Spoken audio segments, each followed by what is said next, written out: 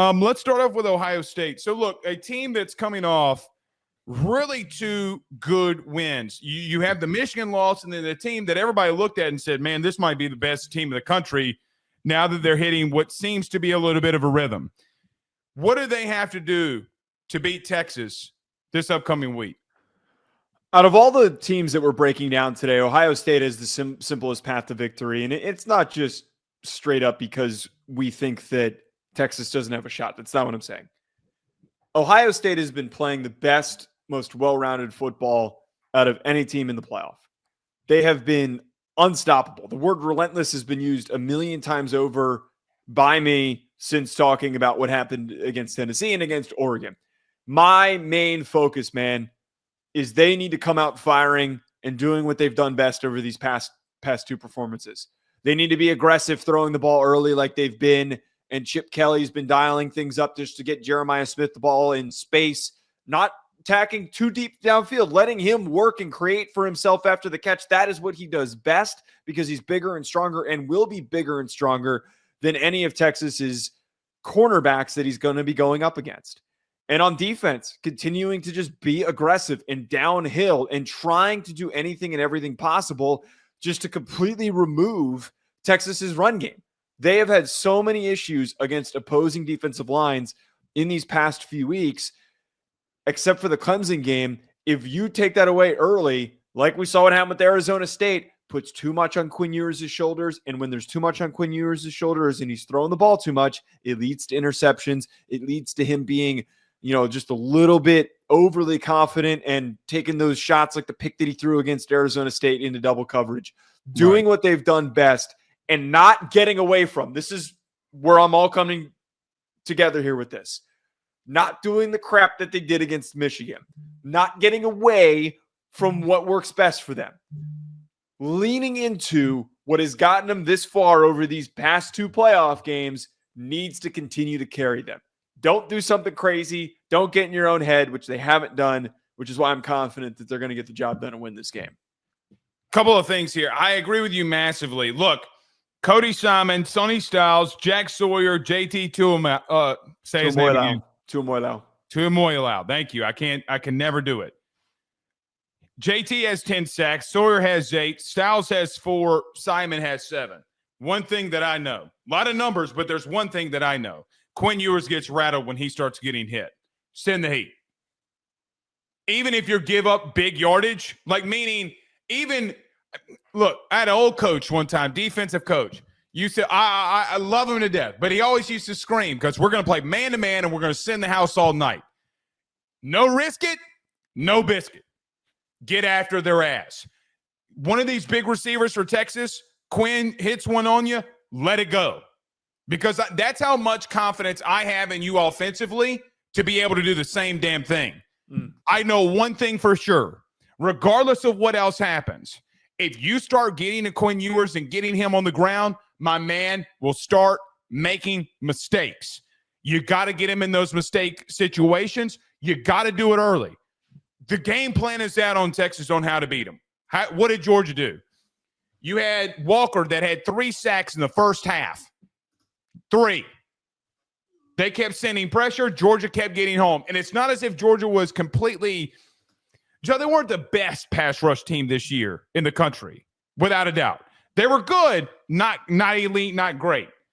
Number 2, once you start getting home to him, I saw the thing with Ryan Day this week where he was joking. There was a reporter that was named Jeremiah Smith, and basically he was really. And there was a question that was asked to Ryan Day this week. Well, Coach, what do you got to do to beat Texas? And I thought he said it best. He made a joke. Ryan Day says, well, I just got to keep giving you the football, because the guy's name was Jeremiah Smith. Continue. Interesting stat. To your point about Ohio State not getting away from who they are, they have been more 50-50 than any team in the playoffs that remain in the playoffs, even in getting the weapons that are explosive and big, the football. Joe, let's go to wide receiver. Did you know Mbuka and Jeremiah Smith both have 70 catches even on the year? Did you know that Henderson and Judkins Both have 925 yards rushing with 10 touchdowns. To your point, if they continue to be a little too 50-50, I got to get this guy the ball, that guy the ball, this guy the ball, that guy the ball. Texas has the athletes and can stop you. If you're going to get out of scheme and doing what you need to do, they will get after your ass too. Do not misunderstand that there is one key area that Ohio State has to attack. My last thing here, I bring it all in one circle. You got to go after the boundary all night long. Exactly what you did against Oregon, replicate. Hit the boundary, attack the boundary early, Joe, because what did we see against Georgia? God forbid if Gunnar Stockton can go out there against Texas and start abusing these boundary corners for Texas, Ohio State better do it. That better be the game plan. But I will tell you, late in the game, Texas is not – the depth is not where it was a season ago in the front seven. Yep. Lean on them late. Attack early, lean late, and I think that's going to be the big key for them. I did lie. One final thing. Safety play for Texas is elite. Barron and Makumba, who have done certain fantastic things. Players. I'm going to give you a hot take. I think Makumba is the best safety in the SEC. I've been saying it since like week 4.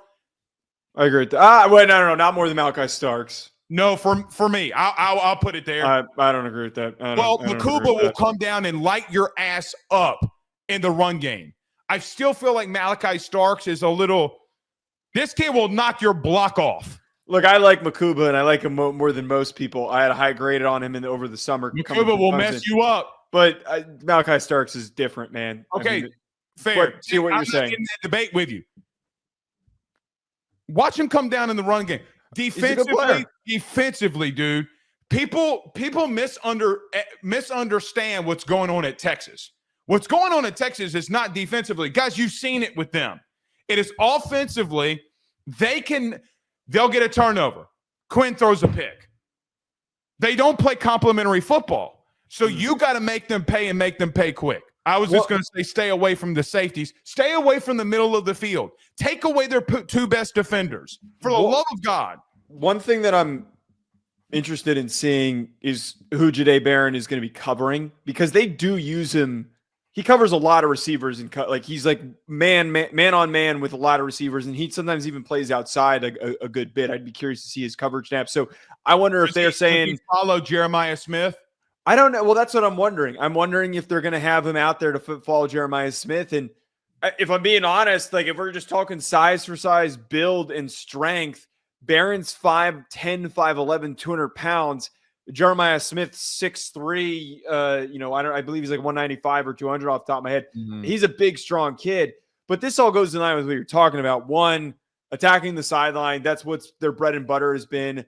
Getting the ball out quick so that you're not allowing for your offensive line that has a bunch of new faces in it because of all the injuries that what they've been dealing with, that you're not straining them too much. But the last big part is once you start to pick up some steam and you start to score some points and you clear out the box, what has made things really easy for them these past 2 games is that they've then been able to, with a really light opportunity to run the ball with less defenders near the line of scrimmage, that they've been able to just run the ball at will.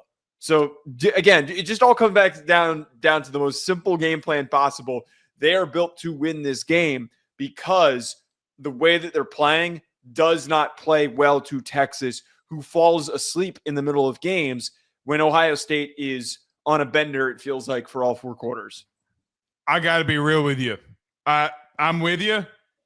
I'm going full game plan Oregon. What they did against Oregon and Tennessee was relatively similar, so keep doing the same shit.